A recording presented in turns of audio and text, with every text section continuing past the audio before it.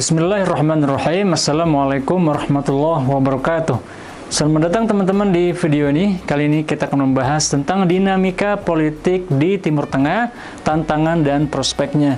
Ada beberapa hal yang akan kita bahas. Pertama, pendahuluan, kemudian sejarah politik di Timur Tengah, kemudian konflik dan ketegangan politik yang ada di Timur Tengah, kemudian pemerintahan otoriter dan revolusi yang terjadi di Timur Tengah, kemudian kita bahas pula peran agama dalam politik di Timur Tengah, kemudian tantangan masa depan bagi politik Timur Tengah, dan kita tutup dengan simpulan. Politik di Timur Tengah merupakan hal yang cukup rumit teman-teman sekalian, dan karena Timur Tengah merupakan lintasan dari tiga benua, Afrika, Eropa maupun Asia, wilayah ini pun menjadi perebutan banyak kekaisaran-kekaisaran besar. Banyak kekuatan politik yang bertarung di atasnya, saling memperebutkan kekuasaan dan pengaruh. Jika kita lihat di dalam sejarah Timur Tengah, kita akan melihat beberapa kekaisaran besar yang muncul bahkan ribuan tahun sebelum datangnya Masehi atau Al-Masih, sebelum Masehi. Ada beberapa kerajaan penting seperti yang ada di Mesir yang sudah muncul sekitar 4.000 tahun sebelum Masehi. Kemudian ada pula kekaisaran lain yang muncul di wilayah Persia, yaitu Kekaisaran Sasania Persia.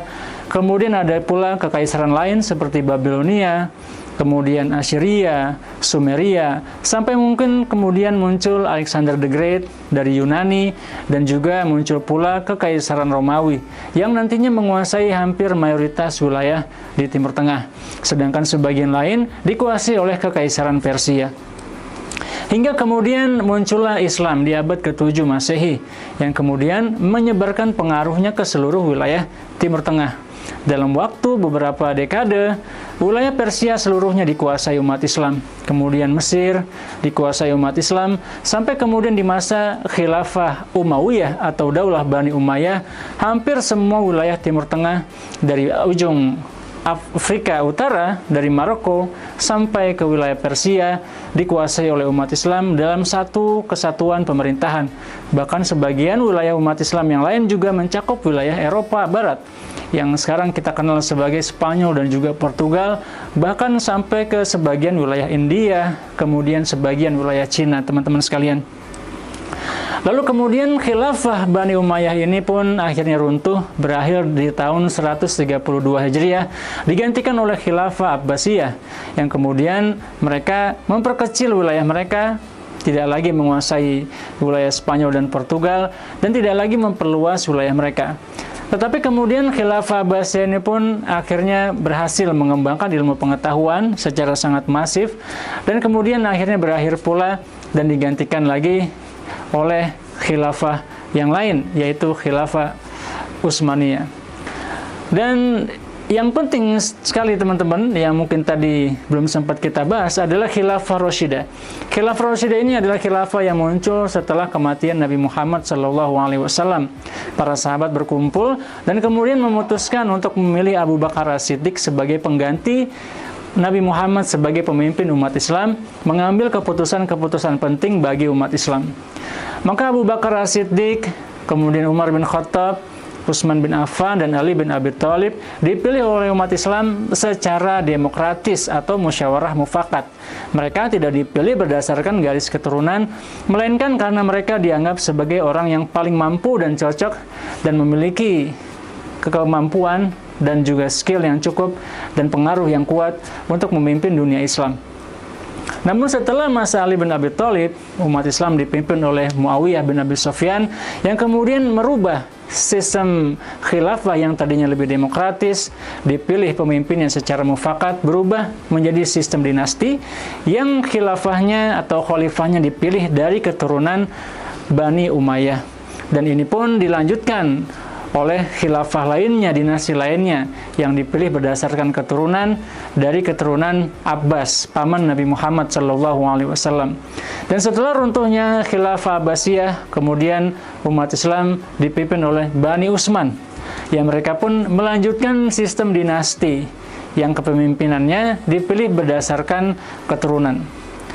Namun sistem hukum yang dikembangkan umat Islam selama berabad-abad ternyata memiliki kemampuan untuk bertahan cukup lama, sehingga masyarakat di dunia Islam dapat bertahan dengan cukup stabil, cukup makmur, dan bahkan Bernard Lewis dalam bukunya The Middle East menganggap bahwa kemakmuran di wilayah Islam itu lebih baik daripada di kerajaan-kerajaan Kristen di Eropa, dan bahkan sistem pembagian atau pemungutan pajaknya pun lebih adil, sehingga para petani dapat hidup lebih sejahtera. Dan selanjutnya teman-teman sekalian, pasca runtuhnya khilafah Utsmaniyah di tahun 1923, maka setelah itu pun terjadi kolonialisme. Bahkan beberapa lama sebelum itu, sebagian wilayah Islam dikuasai negara-negara barat seperti Prancis yang menguasai Aljazair, kemudian menguasai Mesir, menguasai Maroko dan lain sebagainya. Kemudian Inggris menguasai sebagian wilayah Jazirah Arab, Palestina, Irak dan lain sebagainya. Dan selanjutnya setelah itu, orang-orang di dunia Islam pun dibagi ke dalam beberapa wilayah-wilayah politik yang ini dengan persetujuan para pemenang perang, yaitu negara-negara barat seperti Prancis dan juga Inggris, yang kemudian menciptakan batas-batas politik, zona-zona negara yang kita kenal sekarang sebagai negara-negara modern yang ada di Timur Tengah, seperti Mesir, Saudi Arabia, Qatar, Irak, Iran, kemudian Maroko, Aljazair, dan lain sebagainya. Dari situlah kemudian pembagian wilayah pun terjadi. Namun hal ini menimbulkan konflik dan ketegangan. Kenapa teman-teman sekalian? Karena pembagian ini berdasarkan kepentingan negara-negara barat, bukan berdasarkan keinginan penduduk lokal di negara tersebut. Akibatnya ada beberapa ras, ada beberapa suku, ada beberapa kelompok yang mereka ini tidak ingin disatukan, tetapi mereka kemudian mendapati negara mereka ini dalam satu komposisi yang tidak ideal. Seperti kondisi adanya populasi cukup besar dari Sunni dan Syiah di Irak yang menimbulkan konflik yang masih berkepanjangan sampai hari ini.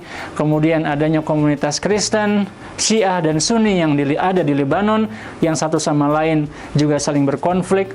Demikian juga yang terjadi di Syria, ada orang Kurdi, ada orang Syiah, ada orang Sunni yang mereka ini juga saling berkonflik satu sama lain, termasuk di berbagai wilayah lain seperti di Yaman. Selain itu, ada satu konflik warisan dari pembagian wilayah Sykes-Picot pasca Perang Dunia I, yaitu konflik di Palestina. Wilayah yang dianggap sebagai tempat yang kontroversial ini akhirnya dihuni oleh orang-orang Israel yang merupakan pendatang dari luar wilayah Timur Tengah dan hingga saat ini dianggap sebagai wilayah yang penuh dengan kontroversi. Mereka, orang-orang Israel ini, dianggap tidak berhak untuk menempati tempat tersebut, tetapi mereka mendirikan negara baru di tahun 1948. Dan kemudian juga adanya minyak, teman-teman sekalian, yang muncul di Timur Tengah ini juga menjadikan suatu nilai tersendiri di dalam perpolitikan dunia dan di dalam dunia ekonomi di dunia sekarang ini. Dan selanjutnya perang saudara.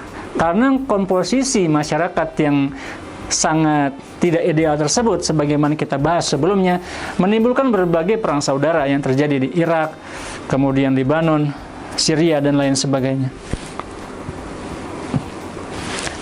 Selain itu, tantangan terbesar di Timur Tengah antara lain adalah pemerintahan otoriter dan juga tidak adanya kebebasan berpendapat di dalam masyarakat Timur Tengah, dan di sana juga hidup rezim-rezim yang berkuasa puluhan tahun dan sebagian besar juga melakukan kudeta-kudeta politik yang menjadi bagian dari tradisi politik yang tidak menghasilkan stabilitas dan kehidupan yang terbuka, transparan, dan demokratis. Inilah salah satu tantangan terbesar di Timur Tengah. Maka selanjutnya muncul revolusi di tahun 2010-an, teman-teman, yang muncul pertama kali di Tunisia, kemudian menyebar ke wilayah Libya, Mesir, hingga Suriah. Namun beberapa gelombang perubahan ini tidak mampu merubah kondisi pemerintahan yang terlalu otoriter, tapi sedikit demi sedikit mulai berubah meskipun tidak terjadi perubahan yang memuaskan banyak pihak. Selanjutnya ada pula aktor global yang juga ikut andil di dalam perubahan-perubahan yang terjadi di Timur Tengah. Selanjutnya kita membahas bagaimana pengaruh agama di dalam politik di Timur Tengah.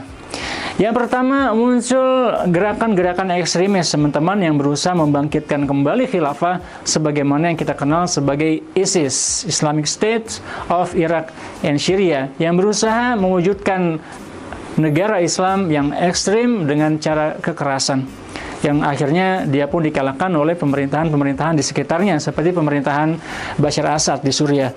Kemudian muncul dua model negara, teman-teman, dalam dunia politik di Timur Tengah. Yang pertama adalah negara berbasis agama yang menggunakan agama sebagai panduan utama dalam menentukan berbagai keputusan dalam pemerintahan maupun undang-undang, seperti yang kita temukan di Saudi Arabia dan di Iran. Selain itu, banyak juga negara yang menggunakan sistem sekuler yang memisahkan antara negara dengan agama, sebagaimana kita lihat misalkan di negara Mesir, Turki, Tunisia, dan beberapa negara-negara lainnya. Dan ada pula tantangan untuk menyatukan dan memberikan harmonisasi di dalam masyarakat di Timur Tengah. Dan beberapa tantangan di masa depan seperti antara lain konflik berkelanjutan dan kekerasan yang masih terjadi di Timur Tengah, kemudian perubahan iklim, dan juga tantangan untuk diversifikasi ekonomi yang bergantung kepada minyak, dan juga upaya mewujudkan stabilitas dan demokrasi di dalam masyarakat Timur Tengah secara jangka panjang, teman-teman sekalian. Maka apa harapan yang kita lihat prospek ke depan? Tentu saja masyarakat yang lebih inklusif, yang lebih demokratis, yang mulai muncul di sebagian wilayah, terutama di wilayah Tunisia, yang dianggap sudah semakin demokratis. Selain itu, peran global secara ekonomi juga sangat penting. Politik di Timur Tengah menjadi hal yang sangat disorot, karena di sana merupakan pusat penyimpanan energi dunia, baik minyak maupun gas bumi. Dan selanjutnya, teknologi dan pemuda, bagaimana mereka berinteraksi di dunia modern ini juga menjadi hal penting untuk stabilitas politik di Timur Tengah. Demikian teman-teman pertemuan kita di video kali ini. Sampai ketemu lagi insyaallah. Wassalamualaikum warahmatullahi wabarakatuh.